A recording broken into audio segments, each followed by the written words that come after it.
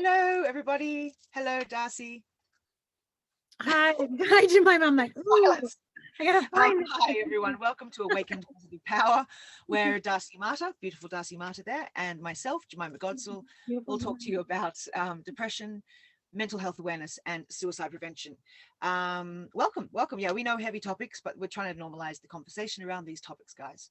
Just before I get started, I do often forget to say this, and I'm sorry, but there is a disclaimer down below. So if you have any worries, any concerns, there is a 1-800 number that you can call if you are in a crisis or you feel someone else is in a crisis. It's very important you know you are not alone. Our conversation too, we hope will make it easy for people to see, hey, we're all a little messed up and we can survive. And that knowing there may be somebody's story out there who we interview occasionally, or Darcy's and my story, that will make you feel a little less alone or grounded, or able to talk about your own issues. We want to make sure that big emotions, small emotions, any emotion is acceptable, and especially the darker ones, because society has kind of shunned us with them and made us feel like we can't talk. And I was having a really bad day today, Das, and no reason, and it was frustrating me. And I realized it may have been the collective energy, a bit of an empath, so picking up on that. But I also spoke to a lovely lady we're actually interviewing today, and she said, just allow it, accept it. And I know that's what Darcy and I talk about, but when you're in it, it's so hard, isn't it? You just like, you don't want to talk, you just feel really odd. And so it was really beautiful to see that the surrounding environment was encouraging what I'm talking about too, what Darcy and I are talking about, I should say, in terms of just accepting and allowing and owning that day and going, sure. I mean, she got me up, Darcy, and got me to kickbox and go and swear and go, and I was going, that's it, I love you. Right. So you just try and even just telling one person lifted my soul a little bit. And then I took care of myself, slept all day. Lucky me, I know. Yeah. Just take care of yourself. Anyway, Das, how are you doing? We do have our guest waiting. Sorry, I will ask you. We do have our guest waiting in the waiting room. Her name is Candace. Yay! Yay. I'm really looking forward to meeting her. I want to hear about her story, what she's working on. I know she does some healing work, and I'm just so curious to hear about it. And I always like hearing about other people, so I don't have to think about my own BS. Wow, yours is a lot more interesting because I'm tired of mine. I have been thinking about mine for a while. Yes, sometimes repeating the story, it's, God, how many times do I repeat the story? But that's okay, because every time you heal a little bit more, you level up a level. Like you go up Right. a level of your awareness, your enlightenment, your spiritual humbleness, I should say. Like you said, I mean, instead of people say, God, you talk about it all the time. I said, well, yeah, and there's still a lot to uncover, because every time I discovered that element of it or can connect it, then I've got a whole lot more. And it's beautiful because it can help me help other people, but also, that's help. exactly right. I mean, Yeah, there might be people out there watching who perhaps don't have a huge, specific, one-time big event trauma, but are experiencing depression. And I want to tell you that's just as valid. That's just as valid. Feelings are feelings for whatever reason. And sometimes we don't have the source so laid out in front of us. All we know is what we're carrying around. And it's important for me to just validate who's ever watching or listening that whatever personal struggle you're going through is as important as anybody else's. yeah, It doesn't have to be this, big dramatic event. It could be your personal inner turmoil. And we want you to know that we understand that, we get that, and this is a place where maybe you can feel some support with that, right? yeah. And I think the whole that's a beautiful thing to say, Darcy. People, we all do, we tend to go, oh no, like you hear someone else's story, you go, oh my God. Wow, that's horrible. I feel so bad for you. I feel like such an idiot because nothing bad happened to me, but I feel bad, right? Yeah. And it is, I mean, one person's parallel emotion to sadness, doesn't matter what experience it's come from, is the other person's parallel of sadness. Doesn't matter how big or small the situation, the circumstance, the experience was. The fact is we all have parallel feelings, and how we got there doesn't really matter. It's just that we can all understand that what we're using sad emotions right now because that's what we're here for. But like depression or sadness or anger or fury or any of those sort of things, suffering in terms of our own Suffering. soul. Yeah. Okay, so why don't we, Das, do you have anything else you want to just enlighten us with today? And before we bring our guest in? I'm just kind of dealing with my teeth. Just getting the teeth done. So, Beautiful though. Good, good. All right, my love, so let's bring her in. Let's get her in. Hang on, guys.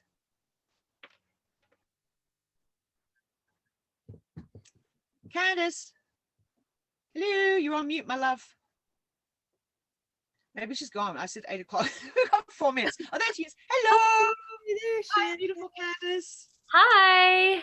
Hi, how are you, Candace? This is Darcy, Candace, and everyone, this is Candace. Beautiful. How you doing, my love? I'm wonderful. How are you? I'm better, thank you. Thank Good. you for your morning. Thank you, thank you. Nice to meet you. Hi. Nice to meet you as well. So Candace, we're here on this platform talking about depression, mental health awareness, and suicide prevention. We like to have guests on with their tale, I say tale, but story of their trauma to triumph. And I've sort of told you before you came on, Candace, and you just sort of, you can talk about anything you want, anything that you feel is worthy or you want to talk about, that can inspire people, help people, or just offload, you know what I mean? It's really just about having the space to be able to talk freely in regards to their journey. And I mean, we were just talking then, everyone else's journey inspires us so much. So Right. how you do? That's a big thing. That's a big lead in, huh, Candace? Yeah. No, not really. I mean, that would be asking for a tall drink for some people, but not really for me. That's a pretty easy segue. Wonderful. I love it. That's why we have you on. Yay. Wonderful. Do you want me to just go ahead and dive in? Go for it, Launch Candace. into We it. don't tend to ask questions. We just let you go. And if if we feel inspired to jump in it, we will. But go ahead and go for it, my love. All right. So hello. So I'm Candace. So I'll just kind of give you my whole spiel and my whole story. So I grew up in a domestic violence household where I would watch my father place butcher knives to my mom's throat. Wow. And I would also, wake up in the morning to go to school, and there would be, either people on drugs or people passed out all over the floor. So I would be traipsing over people in order to get my backpack to go to school. So my parents were partiers.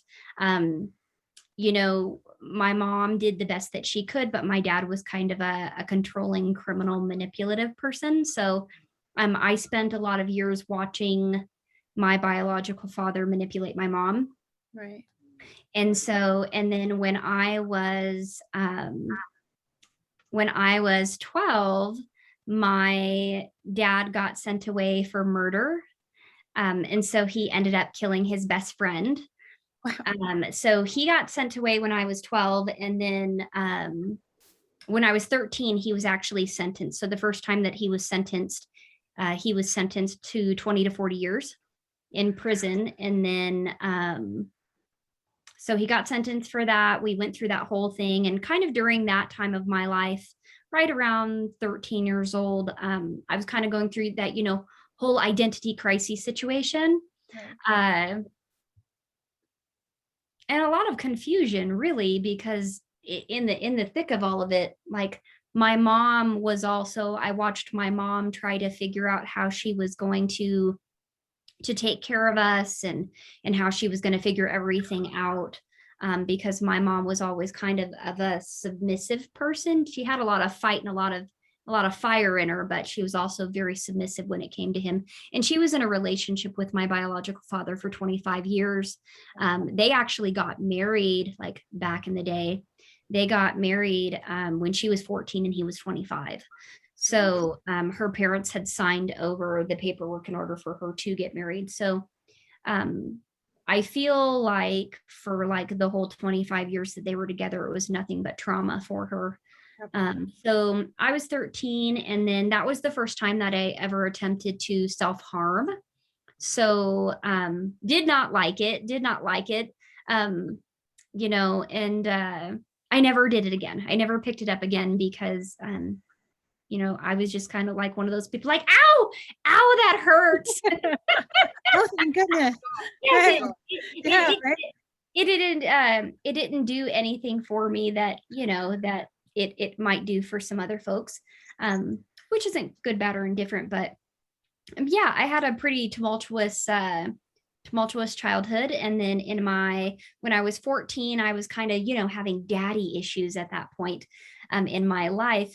I mean, right, considering considering what was going on. So I was trying to like seek out love and approval, because there was a lot of like abandonment that was happening. Sure, there was an absence there. Yeah. Yeah. So I ended up kind of seeking out approval, and then I ended up getting sexually assaulted when I was 14.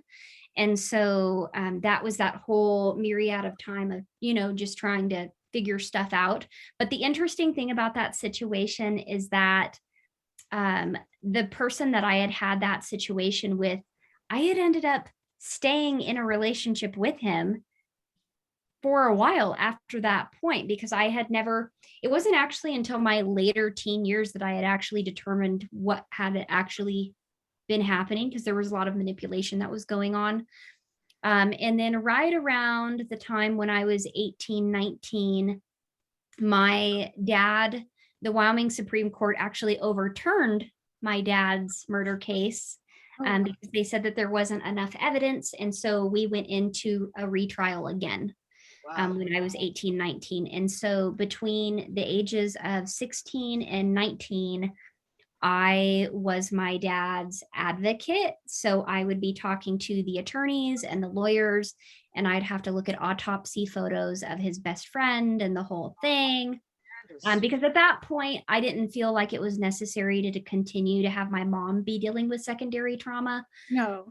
So I had ended up, helping him out, because at that point, my dad and I didn't really have like a super horrible bad relationship like my older sister did and my mom did with him. I kind of got out of that a little bit more unscathed than everybody else did. So he ended up, I would say probably about 9.5 years, he ended up in the Wyoming State Prison. So he was in the Wyoming State Prison when they overturned the case. My biological father is a master manipulator, so they tacked on what's called habitual criminal. So they had tacked that on along with that, but they dropped the secondary murder charge down to a manslaughter charge. Mm-hmm. And then they tried to tack on habitual criminal. So he ended up getting 10 to 15. So his original sentence from 20 to 40 went down to 10 to 15 years. Oh. And he did about 9.5 years in the prison and then in the honor farm. And then that point, when I was 19, I ended up getting really super, we got a little lag there. I ended up getting super into psychology. So I ended up getting my associate's degree in psychology, my bachelor's degree in psychology, my master's degree in clinical social work. And so I ended up doing clinical work at that point. Right? We go into it because we need to fix ourselves, but we also want to help everybody else in the process. Right. It's like, how did these mixes all happen? Exactly. That's great. You are an amazingly strong individual. I have to. Well, I definitely could say that, I had the same childhood that my sister had, but it was, her and I turned out very two different people. And so I ended up doing traditionalized work, and I actually ended up working in one of the prison settings that my dad was housed in. A lot of people actually don't know that. I was not working there when he was an inmate there, but I had ended up working there before he had actually been placed in that facility. Oh, okay. So I've actually worked in substance abuse facility. I was a supervisor for a substance abuse facility for 100 residents, as they would call, and 30 staff. So I overseen that from the ages of 19 to 21. Wow, and then I ended up working in corrections from 21 to 23 and a half. Mm-hmm. And then I ended up working in psychiatric hospitals as an acute therapist for adolescents and children from 23 to oh gosh, I don't know, like my mid to late 20s. And then I ended up transitioning over into school districts. And I worked with K through 12 for 5 years as well. So I've been in the mental health field for the last 15 years. But the one thing that I actually came to realize about that whole situation was from all of my trauma and all the things that I had been through, it dawned on me in my late 20s when I started getting really heavy into meditation, 28 to be exact, because 28 is my favorite number. So I always remember that. I ended up getting, I lost my train of thought. The frontal lobe just whoop, it went out. It went out on me. But I ended up That's when you started getting into meditation, was at 28? Yes. I started getting into meditation really heavy at 28. And it was around about right around the time that I probably turned about 30 or so. I ended up figuring out that why I ended up picking all these 24-hour open facilities that were continuously chaotic and continuously toxic, because there was a connection there for me that I was very comfortable in chaos, and I was very comfortable with being in those facilities because I grew up in those types of environments. So I ended up bringing that into my adult life. So when I started to make those really large connections, I had backed myself out of that. And that's when I had transitioned into the school district in Wyoming. And then I ended up working with kids through that point. But somewhere along the line, when I was working in the psychiatric hospital, I determined and decided that I didn't want to do traditionalized clinical work at all. So I ended up actually transitioning over into holistic social work and Dharma practitionership. And so I ended up starting my company about 6.5 years ago. And so now I do meditative deconstruction and yogic therapy and vibrational sound healing and aerial yoga and things like that. But I still have my training in my grassroots of where I came from, but I've seen a lot of things in the traditionalized world when it comes to that setting, and it just wasn't for me. And not to say it's not for everybody, but it wasn't for me as a client, and it wasn't for me as a continual practitioner. So so I just get to hang out and I just get to love people all day long. I get to smile at everybody. And that's one thing that Jemima already knows about me, because she's already kind of heard a little bit of my story, but that's when you guys asked me that question early on about, that's a tall order. And I'm like, actually, Right. I've really already done all the deconstructive work to get myself to that place to where my past doesn't haunt me anymore, but there are still some specific triggers that I will jump on that train. I will ride it off the tracks just to see how far it will go. Right. Sure. I got my ticket in hand and my luggage carrier in hand, and I'm ready to jump into that chaos. But over the years, I always consistently say that meditation changed my life. Getting to learn from Buddhist monks and Buddhist nuns, because that's who my training has been through. I have specific gurus and specific teachers that I've worked with over the last 7 years. If it really wasn't for them, and it wasn't for, getting to learn a different way to think about things, then, I'd probably still kind of be a little bit of a hot mess, Sure. asking people to work on themselves, but also like feeling stuck with my own self. So I'm just shining light at everybody. I tell people my story. I tell them what's going on. I'm pretty truthful about it all. And I'm shining my love and light out to my folks in the community every day. So the trauma doesn't, I wouldn't say it really impacts me anymore. It hasn't for a really long time. I don't have a relationship with my biological father. The last actual interaction that I had with him was when I was having my master's graduation party.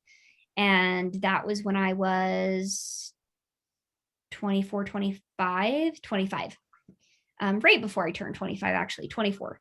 And he actually came to my graduation party with his new wife, and his new wife proceeded to tell me at my graduation party that he was beating her. Oh, no. Wow. And yeah. So, just let's take Graduation. the spotlight off of me. Congratulations. And, my mom and I tried to have conversations with this woman, very candid conversations about who he was as a person. And that's when I put my foot down and I had said, you may be able to manipulate everybody else, but when you're ready to own your shit, you give me a call. I don't know if I can cuss. But when you're ready to own it, you let me know. But until then, the boundary is set. We don't have a relationship. And that has nothing to do with me. So I'm not owning that. That has to do with the fact that all you want to do is manipulate other people and make them feel smaller than you. And I'm not interested in watching you do that to another woman. So with that said, I'm bowing out gracefully. You have a lovely life. So actually, it's been about a decade since I've talked to him. But my mom and I, we're super close. And so, yeah, we're super close. She lives about 5 to 7 minutes away from me. And so we're kind of buddies.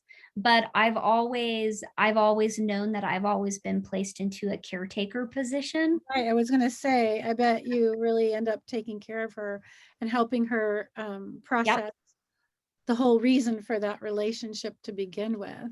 Oh, right? Yeah. And that's what I've noticed as well. As I think that was the initial reason why I got into the line of work I did in the first place, was because it was so easy for me to also jump into that caretaker role. So over the years in really deep spiritual practice, I've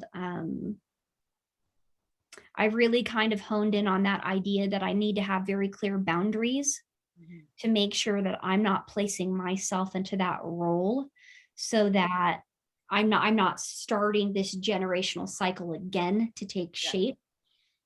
And so yeah, I mean, I have a good relationship with my sister and my mom, and my husband and I have been together for almost 16 years. And congratulations. Yeah, and I've got bulldogs. I don't have children. I've never wanted children. Probably, considering everything I went through to childhood, I'm like, questionable. Hard pass for me.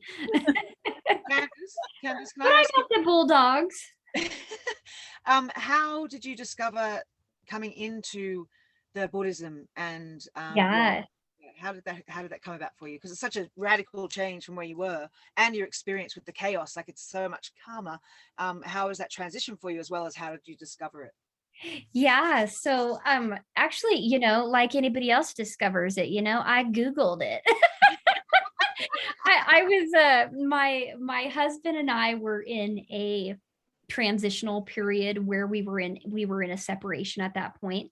And we're young kids, we're trying to figure it out, who we are as individuals, and also trying to figure out how do we mesh that in a relationship. And so we were on our separation, and I'm sitting there Googling, like, how do I take back my life, even though I should have all these answers? Great, that's great. So I ended up finding Shambhala Mountain Center in Colorado, and I ended up signing up for a 7-day retreat. And so, I mean, I was just looking on Google one night, wanting to figure out my life, while also trying to help other people figure out their life, right? So I go on this whole journey, this whole path. I'm like on a 4-hour drive to this retreat center, like telling myself on the inside, we are not going to tell any of these people anything about us. So I'm like, you lock it down, sister. And so I end up getting there. Long story short, they get to me in my introduction. I find out that it's a 7-day silent retreat, that I'm not supposed to talk to anybody. How fun. That makes perfect sense, right? Complete opposite. I didn't know that I was signing up for a silent retreat, so I accidentally was like, whoopsie. Cool. It ended up actually being the best experience, because I went into the introductions and they're saying, introduce yourself, and we want you to basically share everything in your life. Why you're here, what brought you here, what do you feel like you're struggling with? And so I could feel my anxiety rising because, I'm in a room full of people that I've never met. I've never done anything like this. And so I could, like, they're getting closer to me in the circle. And I'm like, oh crap, I'm going to have to explain this to everybody. And so they finally get to me and I say my name and then I just completely lose it. Yeah. Not like a, but like a, like totally ugly crying in front of a room full of people I've never met.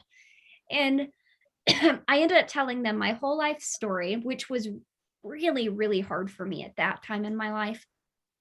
But I told them the whole life story and everything. And then, there's continuing to go around, do introductions. And then they hand me a badge that says, you are in noble silence. And so then I'm in this whole silence. And I'm not going to lie, I did try to sneak some conversations. I believe it. Nobody would talk to me though. They left me hanging. Nobody would talk to me. Right. Which was probably the best thing that would have happened anyways. But that whole 7-day experience just blew my mind. And I said, oh my goodness, like people do this out in the world. Like there's actually like a whole situation, a whole community, a whole Sangha that I could go into and they will teach me these things. And so that's kind of how it all started in a roundabout way. Mm-hmm. And then I went into 13 months of deconstructive work with specific teachers, not just from Shambhala, but from also Haruka Buddhist Center as well. Mm-hmm. And so I went into 13 months of deconstructive work of really just gently ripping my life apart and slowly placing it back together the way that it needed to be. And just really giving myself, that cathartic healing that I was always kind of yearning for. And I never really got as a young person. And then it kind of just led me on this path. And I was like, this is what I want to do. Like, I'm not meant to sit behind a desk and take some notes and ask people, how do you feel? Like, I'm meant to be like in it with people, like walking it with them. So that's kind of how it all started. I think that's really beautiful. That makes so much sense to me. This journey that you're talking about makes perfect sense to me. It really does. And I love the fact that it was silent. It was silent. I think that's so beautifully ironic. So what is your business now? Can you just tell us a little bit about what you're doing now and what you created? Yeah. So 6.5 years ago, I started TheraExpressions meditation. So Thera is short for therapeutic, but the word therapeutic kind of freaks people out a little bit. Right. So I went ahead and I shortened it up. But I also want people to express themselves too. So I started that about 6.5 years ago, and I started it actually in this orange room that I'm sitting in right now. I have come to love this room, and everyone that works with me has also come to love this room. It's our own little home. So what we do is we incorporate 4 key pillars: mental health, meditation, Ayurveda, and yoga. And so those are our 4 key pillars that we work with. And so we do classes, workshops. We go out there and we teach businesses and companies how to set up mindfulness programs for their businesses and companies. But we also do a lot of community-based type work. So we do in-person work, but we also do online platform programs. Like I'm doing a 9-month Rebuild Your Life program right now. I'm in that. I'm blessed to be in that. Yeah, amazing. Which is super, super great. And I absolutely love the rebuilders in our rebuild program because it's, just when you think that you figured it all out, and just when you think that you're growing, it's like, okay, we're going to grow together. This is going to be awesome. So we do a lot of that. And I do a lot of one-to-one work with folks. And I'm very key specific with them that if they're looking for someone traditional, that is not me. Yeah. Because what I am building is I am building a full community wraparound support system. So I have instructors and brand ambassadors, and I've got assistants, and I've got people who assist me and help me every single day in making sure that every single member and every single person that is involved with my company, that they have full blown support all the time. And so we're just kind of all over basically. It's kind of really hard to explain my company, because I'm like, we're here and we're there and we're shining and we're doing all this great stuff. But yeah, we're just out there educating folks that there is another way to address your mental health concerns, that if you're looking for something other than a traditional format, that we may potentially be that right fit for you. So we do like pain management clinics, and we do community-based outings with our folks. We do our annual retreats. Like I took people to go do yoga and meditation in a crater in Utah in Nice. August. Awesome. Oh my God. Oh my God. So we do a lot of interesting stuff like that, but a lot of what we do is educating people on the idea that there are other ways, there are other platforms, and there are other things that are out there. So we also we don't just focus on paid programs, but we do a lot of free outreach programs as well, to make sure that we can balance everything out. And so that's actually how Jemima found me in the first place, was because she found my 5-day free Rebuild Your Life program that led into the 9-month program. And so we have a lot of free resources that are out there. Spirit gifted you me. Like, I don't know how I found you, but it was perfect timing, perfect experience, continuing to be. But it was just one of those gifts where you go, how the hell did this happen? And you just think it's all aligned. And I didn't Google you, I didn't know you existed. So, and it was wonderful. Now I'm like promoting you and like loving this work you're doing. Like it's just wonderful. So yeah, I just want to say, yeah, key in. Spirit is in the works. Well, wonderful. Yes. So we're just out here. We're in Wyoming. We're shining our light, right? We're building a community base. We're doing what we can to help people with their stress levels, because I live in Wyoming. So we've like for the last 2 decades, we have been in the top 3 for the highest suicide rates. No kidding. Per capita. I mean, we're a small state, but still. Right. So, we want to make sure that there are additional platforms and there are additional ways that you can be addressing some of these mental health concerns. And so we're just out here shining light on that. And we really, really are very community-based and community involved with what we've been attempting to do for almost 7 years. I think that's really beautiful. Really beautiful. Candace, can I ask, through your work, it's going to be a sort of loaded thing. What's something that you would tell someone if they were in a crisis point to how to hang on and you've got this? Like, what's some? Do you have your own sort of? I know your face is like, what? Just a question, but I tend to do this. But I mean, if something comes to your mind, what's sort of a key point that you, in your own healing, would you be able to tell someone else in their healing if they're feeling lost? I'm here to listen to you and to not offer my advice or my opinion, but I'm here to listen to you and to hold space for you while you divulge whatever it is that you want to share. Nice. Beautiful. It's powerful. Yeah. And because with your, sorry, yeah, please. No, you're okay. I've got a little bit of lag on my end. The big key thing is that, I truly feel like when a person is in crisis mode, they need someone to listen to them. They don't need someone talking at them. Yeah. And so silence actually is really wonderful in that setting. Yeah. Wow. And another question in terms of your family, how does your progression with your own healing, does it inspire them? Are they angry with it? Like, what's the sort of response in return to people who have been with you since day one?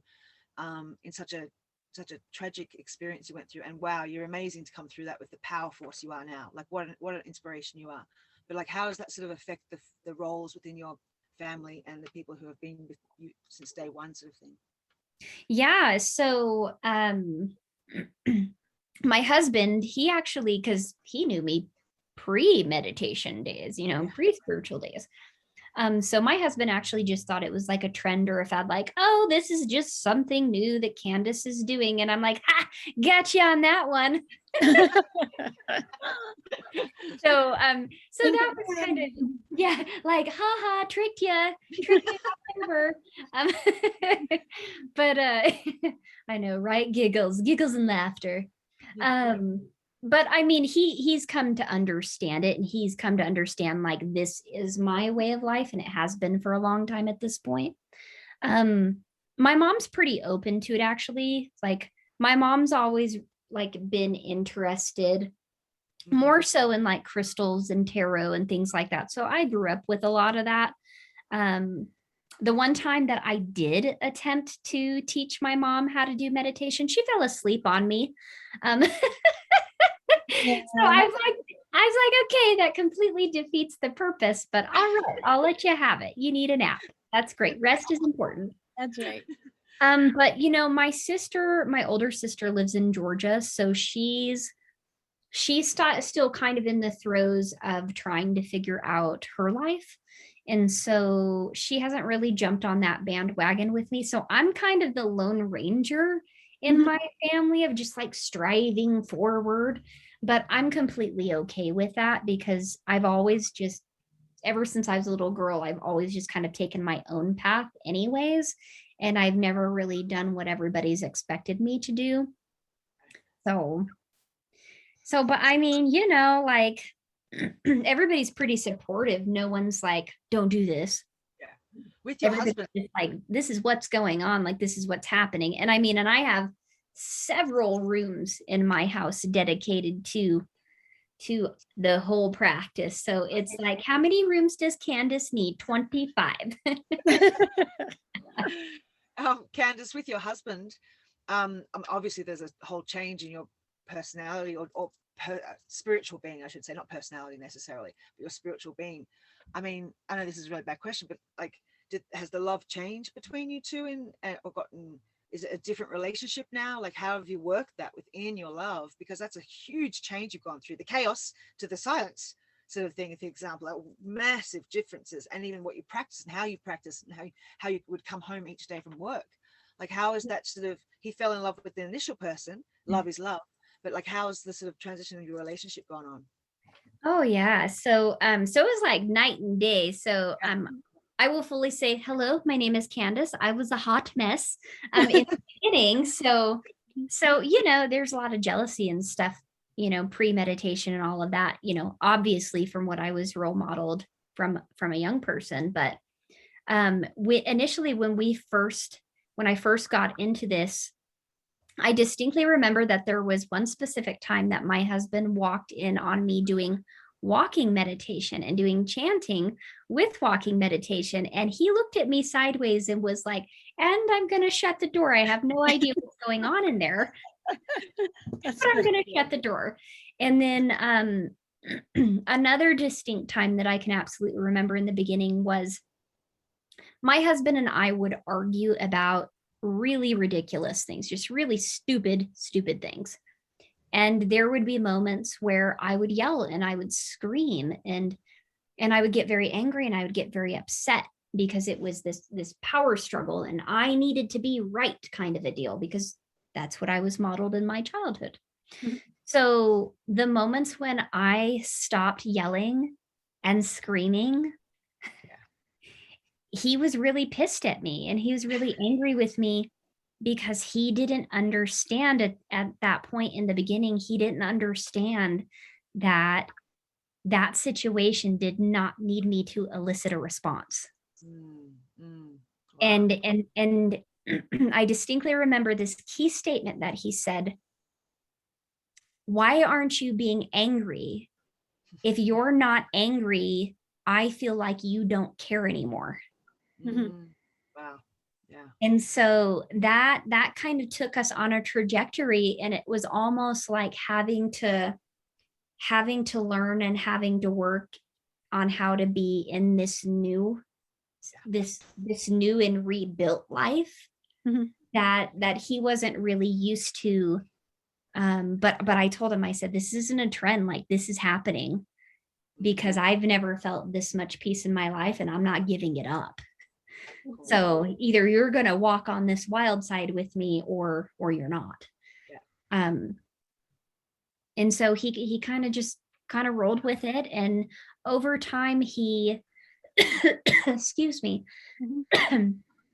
over time he got used to it, and things got a lot easier. And I will say that my house is very quiet and very peaceful, and it has been for the last like 6 years. But my husband recently said in the last year, he was all like, I kind of miss the old bitchy Candace.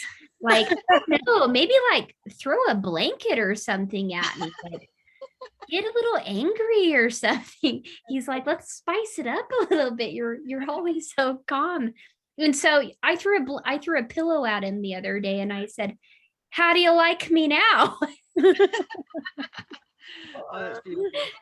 That's funny. And I said, what was that what you were looking for from the old days? I don't know. I'll grab a plate if you want. It might be a paper plate, but Probably be a better choice. Paper plate. I know it's really hard. I do hypnosis. I do hypnotherapy for people. And when you get somebody in who really wants to make a change, and weight loss is really particularly difficult because it deals with such a whole lifestyle. And a lot of times spouses get really concerned when their partner is making changes inside and they feel like they're going to move beyond them, and so to really be able to bring your spouse along with you and say, I'm not doing this to leave you behind. You can come with me on this journey. You can come with me and you can do whatever you're doing at the same time. We can, do this together is a real big, it's such a big hurdle. Yeah. Yeah. So good for you for doing it with a sense of humor, right? Yes, I'm like, you can be in your lane and I can be in my lane, and we can coexist together. It's okay. You don't have to meditate, but I've got my ritual practices that I'm doing. So he's all like, I'll stick in my lane of sports and football, and he's in the lane of yoga, meditation, and all your chanting and all that good stuff, and we'll meet somewhere in the middle. So yeah, it's actually, we found a way for it to work very well. Beautiful. I'm so glad to hear that. That's lovely. That's a big thing. Candace, do you want to plug your business? Sure. If you want to find us, if you want to be a part of the community, we would love to have you. You can check us out at TheraExpressions.com. You can also check us out on our YouTube channel, all free meditation videos for those of you out there that want free meditation, at TheraExpressions Meditation on YouTube, or you can find us at TheraExpressions Meditation on Facebook and or Instagram. Beautiful. Thank you. And is there anything, Darcy, you want to ask, or anything else you would like to? This is my cat Butterball, everyone. It's so rude. Is there We're really into animal healing, a lot of animal healing? Yay. Anything, Darcy, you would like to ask Candace, or if not, then Candace, is there anything else you'd like to say in regards to? Yeah, I have a question. So Candace, are you working with people remotely as well if they're not in Wyoming now that everything is on Zoom? Yeah, I see over 30 people a week. And I'm currently on a wait list right now. My wait lists normally last from 9 months to a year minimum. Because for some reason people don't want to leave me. They're like, we need the accountability. It's like, you don't really need me, but okay. But oh gosh. So yeah. So you're on Zoom. That's great. That's really and I even see people in Canada. Right. Beautiful. Yeah, That's good. so I'm all over the place. No one's gonna stop me. I'm all over the place. I'm shining my light. People know what I'm doing. I've got full locked and loaded disclaimers of what I do. And are you still working in schools? Are you doing any of that kind of thing? No. Do you No, get- I completely jumped ship. That's what I call it. I jumped off the cliff, is what I call it. Because I'm like, I took the leap of faith. Right. In 2019, actually right before COVID, I decided to leave my stability and my 401k and my retirement plan and the whole kit and caboodle and said, nope, I don't want it anymore. So in 2019, I had transitioned out of the school district and just ran the company full time. And what timing? That's sometimes, I know, excuse anyone who's suffered severely from COVID, but there are flip side, a lot of people have come out of COVID with such benefits, such as my experience. You know, I wouldn't be sober without COVID. A forced isolation, and such as you, Candace, how ironic that you left your business just before COVID, and then people needed online and needed therapists, and you're like, bing. So isn't that weird? Like, it's divinely timed. There's no such thing as coincidence. It's just fabulous. And thank you that you had that decision to leave, so you're able to help all these other people during such a tough time in our universal world, you know. So awesome. Thank you, Spirit. I love it. It's amazing. Thank you, thank you, thank you. I have another question for you, though, if I can ask one more question. So do you primarily work with teens, or do you work with a whole range of ages? Oh, I work with a whole range of ages. I've always worked with small children all the way up to older adults. Great. Beautiful. Good to know, everyone. Take note. Yeah. Anything you'd like to say last moment? And then Darcy, can you pull a card or do a I meditation? don't, I was going to ask Candace, like, Oh, yes. I was going to say, because usually Candace, at the end of our talks, we either do a meditation together, or I'll pull an oracle card or an animal card, or but if so I was going to ask you what you would like, or if you would like to lead us in a small meditation, an easy one. Ooh. You can make your choice, and it's all good. So good. Hey, I'm throwing it out to the universe, throwing it out to the universe. Let's do an oracle card. Okay, beautiful, beautiful. And Candace, while Darcy gets them set up, anything else you'd like to say in regards to your own personal healing? Or I mean, just, yeah. Enough. Yeah, so you're going to have 3 best friends in your journey: time, patience, and the understanding that there is no such thing as control. Wow. Woo. That was beautiful. Time, Patience. patience, and the fact that there is no such thing as control.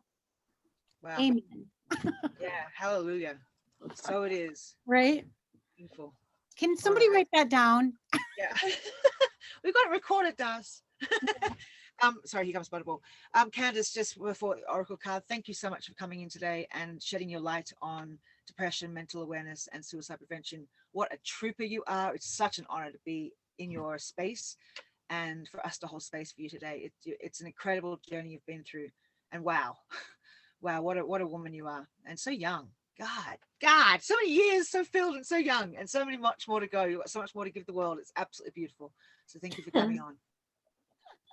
So I'm laughing because, I started working with these oracle cards just because somebody gave them to me for my birthday. But I have to tell you, and they're much more esoteric than really I am. But I really am becoming to really love them. So they're from Diana Cooper, and she does this animal angel combination, and they're just so trippy. So of course, what did I pull for Candace? Dog, right? Yes. And then this one's so interesting, and sheep. So these all together. But the interesting thing, just looking at the titles, is dog is be disciplined in your home and community life. Wow. And sheep is act with fortitude and cooperation. My word. No such thing as Christmas. Every week we get a card that's exactly appropriate. Like the person. So this is, we just pulled this for you. And I think, you already know yourself so well. Although I'm sure as a practitioner, you know that it's a lifelong continuous study of the self, right? That's the whole point, is that we don't just sit back and say, okay, I got it figured out now, I'm good to just go, plant some flowers. That it's a continuous thing to work on, right? So let's just hear about dog first, and then let's hear about sheep. Okay. And so these are a little esoteric, right? She likes the angels. So dogs, canines, wolves, foxes, domestic hounds, and others originate from Sirius, where the gold ray of Christ is kept. They incarnate to bring this unconditional love energy to earth and to pass this pure light to other animals and people. Dogs are mainly learning about various forms of family structure. Oh. The spiritual purpose of domestic dogs is to be companions with humans. They have surrendered the familiarity of their own kind to support us. They are giving and receiving love while learning and teaching about discipline and loyalty. Foxes are learning the art of adaptability, whereas wild dogs are developing independence, resourcefulness, courage, and a sense of adventure. Oh, that sounds kind of like, right? But all dogs are loyal to their families and selflessly protective. And I have to just make a note here that, I'm really into the macrocosm and the microcosm and how it balances. And when we talk about families, we generally first think about our little, close family, mother, father, sister, brother, etc. But really, we are in a family of humanity. And then we're in a family of all the creatures on the planet together. So when we say a family, there's also an expansiveness to that, right? All right, guidance. When you receive this card, you are invited to look at the structure of your family life and your friendships, including those with work colleagues, and looking at loyalty to each other, respecting each other, and is everybody disciplined or in chaotic lifestyle? Your I know, your family reflects you, so you are loyal to yourself and respecting yourself to make choices for your highest good. You are reminded that spiritual discipline is the foundation for true happiness and joy, right? So she's like, yeah, this is all about me. They wrote this about me, right? It's crazy. I got goosebumps. Wow. The dog card wants you to know that when you are consistently practicing your spiritual techniques, you can be adaptable, courageous, and develop a sense of adventure and fun. Your entire life can expand based on this foundation. And then you always walk forward in joy and bliss. Isn't that beautiful? That makes perfect sense, because discipline and loyalty are two very things that are very high on my list of things that have to take shape. And that's actually, in order for me to work with somebody one-on-one, they have to be fully ready and fully committed to take that leap of wanting to make clear and consistent, not so much changes, but committing to themselves and committing to their own self-love. So yeah, loyalty and discipline would make perfect sense in my world. Yeah. And discipline is a really tricky word, because people kind of give it a negative connotation, when in actuality, discipline is really something to work towards. It really, and it takes a lot of forgiveness. To really achieve true discipline takes a lot of forgiveness, not to be hard on yourself. Can we just look at sheep really quickly? Because I want to know why it fell out with the dog card, right? I want to know what that's about. What's that about? I don't know. I don't know these cards are well. I'm just really having fun all the time. When we try it, right? They're so much fun. Totally. Okay, so hang on a second. Let's see. Okay, sheep. So sheep, with their loving, innocent hearts, came from the Pleiades. Oh, back to those Pleiades. The Pleiades to offer wool and to share milk and joy. They enter through Archangel Gabriel's high frequency portal of Mount Shasta, and like all creatures from their star cluster, They carry the symbol of the 33-petaled blue rose in their aura. So they and their products carry healing energy and Christ light. Through sheep, Archangel Hope touches people with optimism and helps them to keep their spirits high so that they can aspire to achieve their full potential. It is this noble service that enables these gentle animals to bear their current conditions on earth with fortitude. Wow. Sheep choose to live in flocks because they know that when they act together, they can do their service work of spreading healing to pastures and people more effectively. They work symbiotically for the highest good. What is that related all? Yeah, I mean, hello. That's amazing. I love it. I love it. I do too. So your guidance today is to cooperate, obviously, with others. Realize that together you can accomplish greater things than if you work alone. Your aspirations can be more easily fulfilled if you act from the heart and the right brain. So as you open your heart and you listen to your inner wisdom, visualizing your goals can be achieved with love, happiness, and joy. Whether it is acting in harmony with your family or friends or working with a team of your colleagues, the outcome will be satisfying for you, being kind, calm, and centered. It is through sacrificing self and personal ambition that everyone will win and the flame of hope will ignite within us all. Amazing. Right on, sister. Candace, thank you so much for coming today. You are a blessing. You are a gift to everyone in this universal world we are in. And yeah, cheers to everything you're doing. We are all grateful. Bless you. And Darcy, of course, you. Boy, Candace, thanks for evolving this human species that much farther. You're really great. Lovely work. It's a beautiful thing. Thank Thanks, you. friends. Thank you, Darcy, for coming today again. We love you. Thank Thank you, everyone. Thank you so much. We love you. Thank you, guys. Have a good one. Stay bright. See you later. Bye. Be well.